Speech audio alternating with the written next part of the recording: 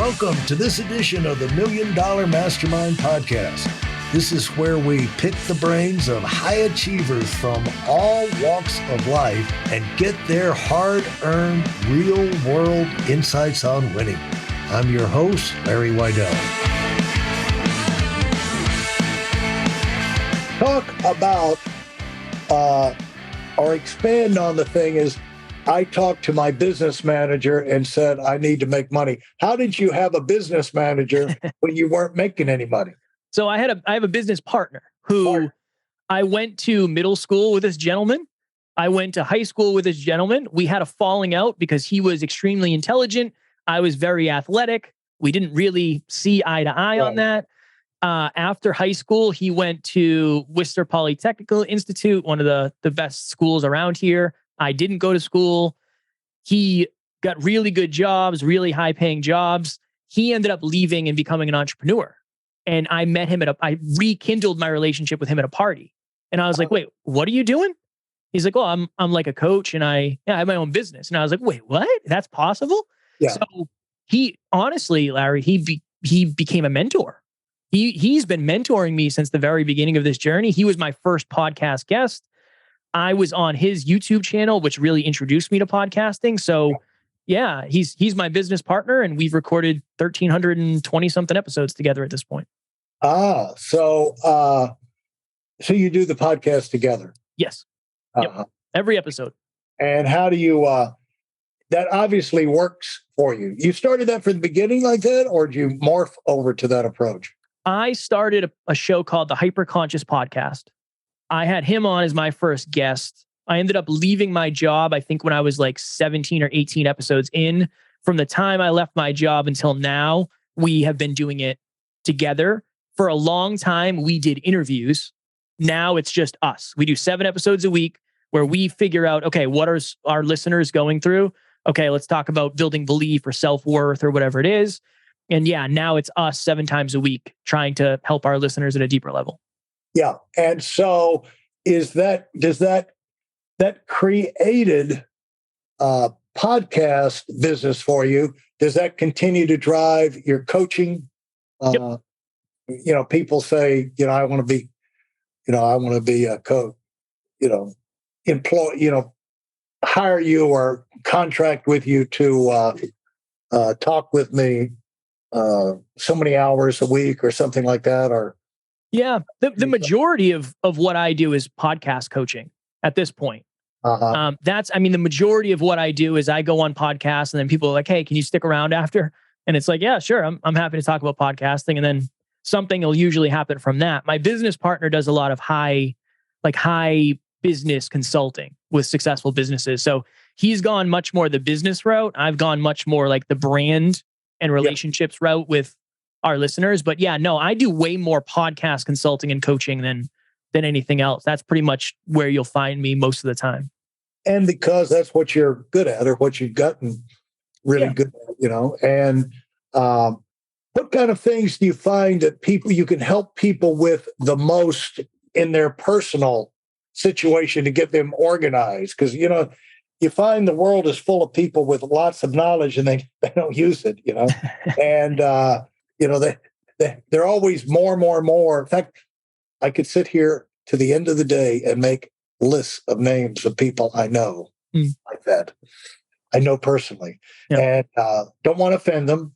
It's not that they're not as successful. Some of them are $1 million earners, but it's almost like they have no confidence in how good they are and no appreciation for their own accomplishments. They're always trying to learn desperately. Like there's a certain amount of, I'm curious, I want to grow, I want to move forward. And there's another thing of people like desperate to learn like this, like if I don't get this, I'm going to fall apart, So I'm sure you run into that. And so as you work with people, where do you find the starting point always is, when I wrote my book, the starting point is getting over doubt, and that's the first, like you get a project, I want to climb the Himalayas or something like that. I want to start my own business. I want to be president of the United States. It's like, really, You could hear all the outside voices. You get rid of that idea. That never happens to people like you. And so then you've got to work your way. You got to sell yourself. Basically, you got to be a salesman, and you've got to sell yourself before anybody else is going to buy into the idea. Yeah. And so, how do you run into that as a starting point with a lot of people? One of the biggest things I see with people is and very much to what you said, it's an identity issue. There's a drastic delta between who somebody identifies as and who they want to be. Yeah. And that really is the hardest thing of like, okay, if you come to me and say, I'm not a speaker, it's gonna be very hard for you ever to be a speaker. Right. You're already determining that that's just not a possibility for you. So that's usually the majority of the time in the beginning is trying to figure out who this human thinks they are and why do they think they're that person. Yeah. There's so much in that. Have you unpacked, I'm just curious about this. Have you unpacked at this date why you still had that emptiness coming up? And, do you see that very clearly? Yeah. For yourself now, analyzing yourself over the couch, 10 years ago or something like that, Yeah. I think I put, you'll hear a lot of people say money can buy happiness. I think money does buy momentary bouts of happiness. I do agree with that. Yeah. Right? Yeah. I would agree with that. What money does not buy is fulfillment. Right. And I think I was living a pleasure-centered life at the detriment of finding fulfillment. And I don't know, for me now, it's like, I'm never going to actually be as quote unquote successful, whatever that means to me, as I want to be. But the journey is super fulfilling. So if I never get there, it doesn't really matter because I'm always going to be fulfilled doing it. I just think I had the wrong paradigm. I think I had a pleasure-centered, comfort-seeking paradigm, and that brought me the results that I had. And when I transitioned that to fulfillment and adding value and being of service in whatever unique way that is, that was just something that I had never felt before. And it's just very sustainable. So yeah, I think about that often, right? I'm sure you have days where it's like, I don't really want to do blank, blank, blank. I don't want to do this call. And then you sit back and say, at one point, this is my dream. So I don't ever want to lose sight of that. And I'm super fulfilled doing it. I'm always more fulfilled after I do it. Yeah. I never really, I think we all look at things different ways. And since I long ago reached the point where I only do what I want to do, I don't have a lot of problems with that. Yeah. But you do have things when your enthusiasm is not where you naturally are sparkling, let's go, and that can be, you can be drained by people, events, not eating right, not sleeping right because you're travel. And, there's a lot of advantage. You're never going to get anywhere if you're not consistent. Consistency wins, general consistency wins every time, And so whatever success you're going to have, you're going to have to be consistent to make it happen. And that's not going to be possible for you if you don't make a decision to stay in charge of your life and say, I'm not God, I can't operate without food or sleep. There's certain things I've got to breathe on certain cycles, sleep on certain cycles. So I am a limited being here. And so, and being able to know that. So when you don't have that enthusiasm, you can kind of explain it to yourself and manage your way through it. But there's always going to be things where you have to assert yourself.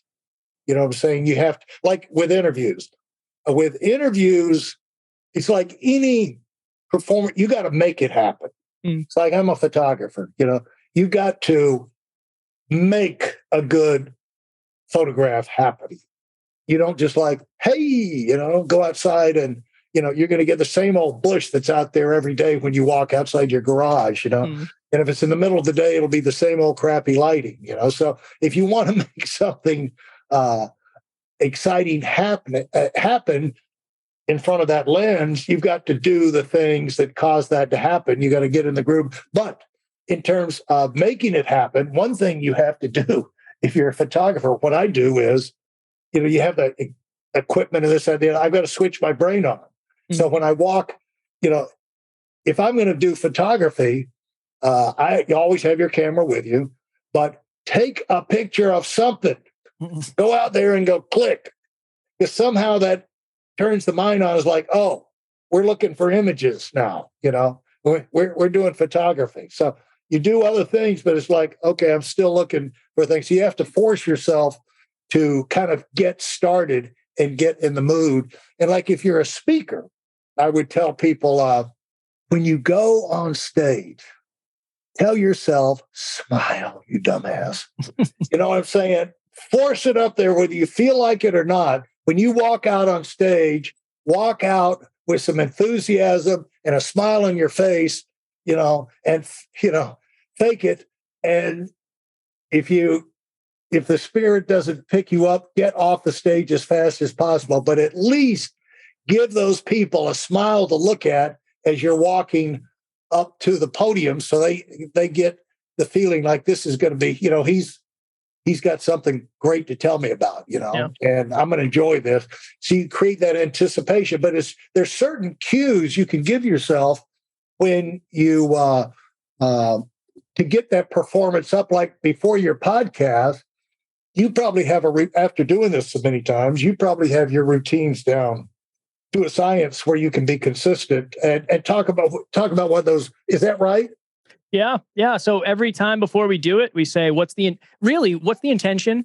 What's the question? What's the takeaway for the listener? Those are really the things for us, is the system of what's the story? What are we talking about? Why are we doing this? Yeah. And then sometimes it's like, I'll play a certain song or something just to get my energy up and say, look, you're the best in the world at this, like, go do it.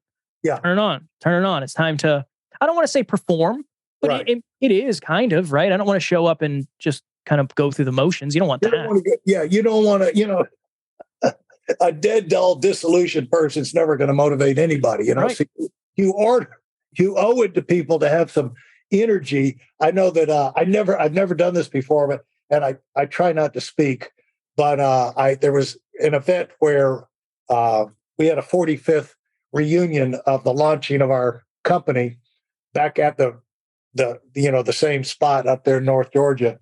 And I remember when I've never done this before, but as they were introducing me, I found myself doing this, behind the guy introducing me. It's like, what am I doing? I said, I guess I needed to get the blood circulating or something like that. But whatever you got to do, get yourself ramped up, because otherwise you cannot allow yourself to be put off by minor or normal disruptions type thing. Like if you're hungry, you're just going to be hungry. You say, I'm just going to be hungry. You know what I'm saying? I'll eat later, and put some water in you and go and forget about it. But you have on your podcast, what have you found out in terms of the routine, setting up the routines between you and your partner that work the best?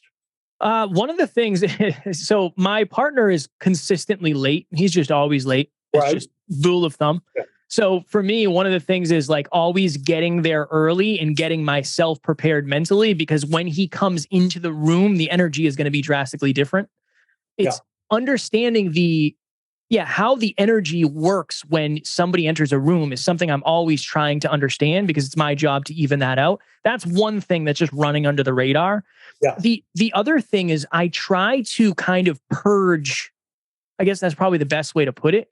When the lights come on in the studio and the camera comes on, I try to purge whatever's happening in real life.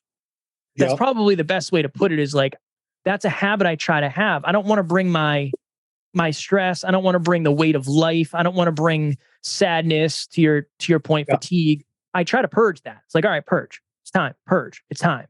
That when the camera comes on, I try to just be me, be the most me I can be. And then another thing that we try to do, we always sit down and say, okay, who is this episode for? A simple habit of saying, this episode's for Larry.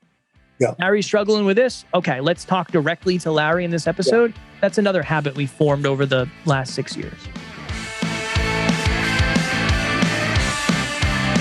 Thanks for listening to the Million Dollar Mastermind. If you felt there were any valuable takeaways from this episode, please take a minute and leave us a 5-star review. Your feedback is important and really helps us get the word out to a wider audience. Remember, we have a valuable webinar that is absolutely free. Register for it right now at weidelonwinning.com. Thanks for listening.